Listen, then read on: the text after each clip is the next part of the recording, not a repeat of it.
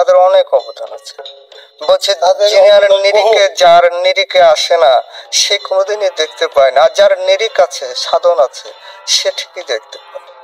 তাই তিনাদের সত্য, তিনারা ঘুমিয়ে আছে না, তিনারা জাগত আছে, তাই তিনারা সত্য।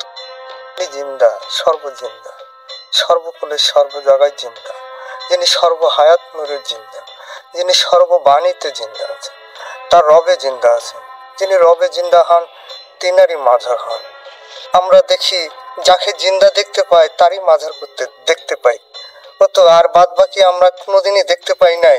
বাপদাদার আমল পর্যন্ত আজ পর্যন্ত দেখি নাই যে যারা এই জিন্দা মানুষ, এই জিন্দা মানুষকে আসলে কেউ চিনতে চায় না।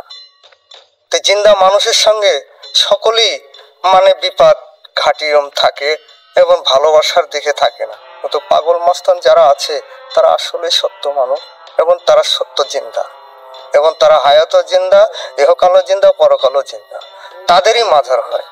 আসসালামু আলাইকুম প্রিয় দর্শক, ভালোবাসা নেবেন। মাজারের ধারণা এবং প্রথা মুসলিম সমাজের একটি জটিল ও বৈচিত্র্যময় অংশ।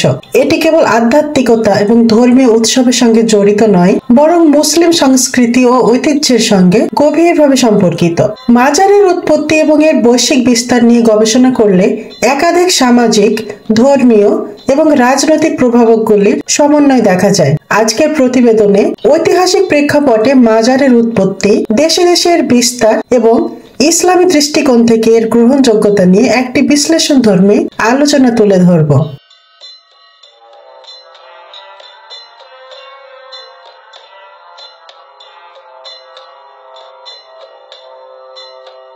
ইসলামের প্রথম যুগে, বিশেষত নবী মুহাম্মদ সাল্লাল্লাহু আলাইহি ওয়াসাল্লামের জীবদ্দশায় কবরের উপর কাঠামো নির্মাণ এবং পবিত্র স্থান হিসেবে গণ্য করার কোনো প্রচলন ছিল না। তবে ইসলামের প্রসার এবং মুসলিম সাম্রাজ্যের প্রতিষ্ঠার সঙ্গে সঙ্গে ধর্মীয় ব্যক্তিত্বগুণের স্মৃতিকে চিরস্থায়ী করার প্রবণতা বৃদ্ধি পায়। সপ্তম শতকের শেষে এবং অষ্টম শতকের শুরুর দিকে, বিশেষ করে উমাইয়া ও আব্বাসীয় খেলাফতের সময়ে ইসলামী স্থাপত্যের বিকাশের সঙ্গে সঙ্গে পীরদের কবরের উপর মসজিদ এবং মাজার নির্মাণের প্রথা শুরু হয়। এই সময় মসজিদের পাশে বা ভিতরে পীরদের কবর রাখা হতো, যা সমাজের বিভিন্ন স্তরে তাদের শ্রদ্ধার প্রতীক হয়ে দাঁড়ায়। উদাহরণ হিসেবে বলা যায় হযরত ইমাম হোসেন রাদিয়াল্লাহু তাআলা আনহু এর মাজার, যা ইরাকের কারবালায় অবস্থিত।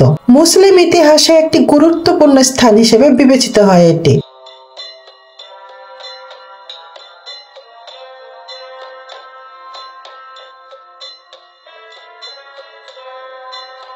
মুসলিম সাম্রাজ্যগুলির বিস্তার, বিশেষত উমাইয়া, আব্বাসীয়, ফাতেমীয় এবং পরবর্তীতে মোগল সাম্রাজ্যের সময়ে মাজারের সংস্কৃতি বিভিন্ন অঞ্চলে ছড়িয়ে পড়ে। সুফি মতবাদের প্রভাবশালী সময়ে ভারতীয় উপমহাদেশে মাজারের সংখ্যা উল্লেখযোগ্যভাবে বৃদ্ধি পায়। সুলতান কুতুবউদ্দিন আইবেকের শাসনামলে এবং পরবর্তী মোগল শাসনকালে ভারতীয় উপমহাদেশে মাজারের সংখ্যা বৃদ্ধি পায় এবং এটি মুসলিম সংস্কৃতির গুরুত্বপূর্ণ অংশ হয়ে দাঁড়ায়।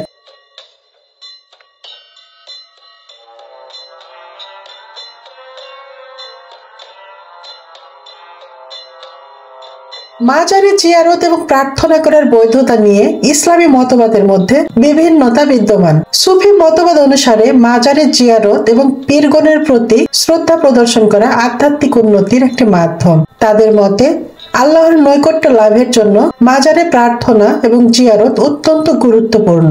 উদাহরণ হিসেবে বলা যায় হযরত আব্দুল কাদের জিলানী রাদিয়াল্লাহু আনহু এর মাজারে জিয়ারত করা সুফি আধ্যাত্মিকতার একটি প্রথাগত অংশ, যা পীরগণের প্রতি শ্রদ্ধা ও ভালোবাসার প্রতীক হিসেবে বিবেচিত হয়।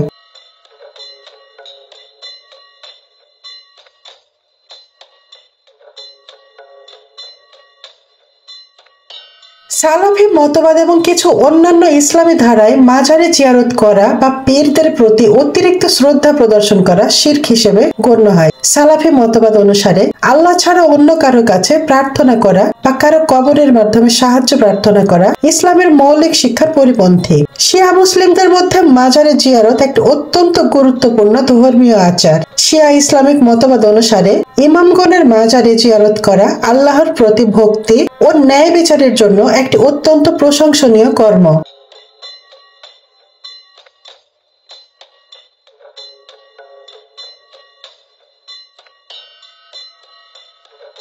মাজার এবং পীরগণের প্রতি অতিরিক্ত শ্রদ্ধা প্রদর্শন নিয়ে ইসলামী সমাজে বিতর্ক এবং সমালোচনা বিদ্যমান। মাজারগুলিকে কেন্দ্র করে গড়ে ওঠা ব্যবসা, নেশাদ্রব্য লেনদেন ও সেবন, নাচ গান এবং কিছু কিছু ক্ষেত্রে পীরগণের প্রতি অন্ধবিশ্বাস ইসলামী মতবাদের দৃষ্টিতে বিতর্কিত। ইসলামিক শাস্ত্র বিশেষজ্ঞগণ মনে করেন, মাজারের প্রথা যদি ইসলামের মূল শিক্ষার বাইরে চলে যায় এবং তা শিরকের পর্যায়ে পৌঁছায়, তবে তা প্রত্যাখ্যানযোগ্য।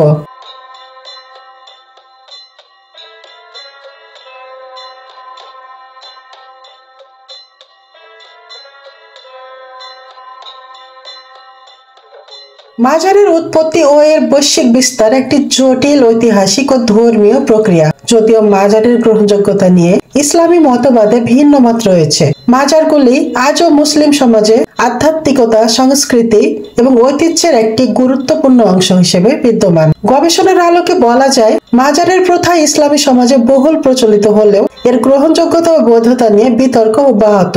ইসলাম ধর্ম প্রচারে মাজারের ভূমিকা খুবই গুরুত্বপূর্ণ। মাজারগুলির ভূমিকা বিভিন্ন সমাজ এবং সংস্কৃতিতে ভিন্ন ভিন্নভাবে চিত্রিত হয়েছে। বিশেষত সুফি ইসলামের ইতিহাসে মাজারগুলি ইসলামের প্রচার এবং সামাজিক ঐক্য স্থাপনে একটি শক্তিশালী মাধ্যম হিসেবে ব্যবহৃত হয়।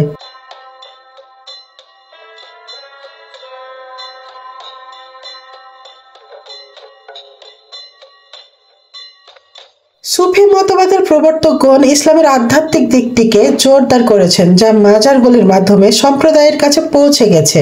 সুফিরা সাধারণত সহজ সরল জীবনযাপনের মাধ্যমে আল্লাহর নৈকট্য লাভের প্রচেষ্টা করতেন এবং এই আধ্যাত্মিকতা ও মানব প্রেমের বার্তা তারা সমাজে ছড়িয়ে দিতেন। বিশেষত ভারতীয় উপমহাদেশ, মধ্য এশিয়া এবং উত্তর আফ্রিকার মতো অঞ্চলে, যেখানে ইসলাম প্রচারের প্রাথমিক পর্যায়ে ছিল, সুফি সাধুগণের মাজারগুলি এক ধরনের সাংস্কৃতিক কেন্দ্র হিসেবে গড়ে উঠেছিল।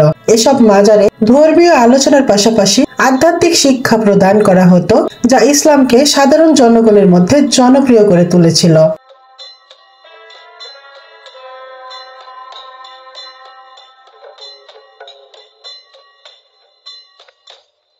ভারতীয় উপমহাদেশে ইসলাম প্রচারে সুফি পীরগণের মাজারগুলি বিশেষ ভূমিকা পালন করেছে। সুফি সাধুগণ তাদের আধ্যাত্মিকতার মাধ্যমে ইসলাম প্রচার করেছেন। মাজারগুলি শুধুমাত্র ধর্মীয় শিক্ষা দেয়নি, বরং সেসব এলাকার সামাজিক এবং সাংস্কৃতিক জীবনেও গুরুত্বপূর্ণ ভূমিকা রেখেছে। মুঘল সাম্রাজ্যের সময়ে সুফি মাজারগুলি বিশেষ গুরুত্ব পায়।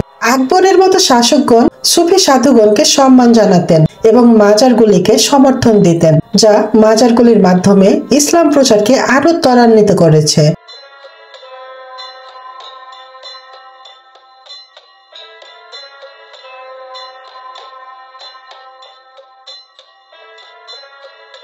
মাজারগুলি শুধুমাত্র ধর্মীয় প্রচারের কেন্দ্র নয়, বরং সামাজিক ঐক্য এবং শান্তির বার্তা প্রচারের একটি গুরুত্বপূর্ণ ভূমিকা পালন করেছে। বিভিন্ন সম্প্রদায়ের মানুষ মাজারগুলোতে একত্রিত হতো, যা সামাজিক ঐক্য এবং সম্প্রদায়ের মধ্যে মেলবন্ধন সৃষ্টি করত।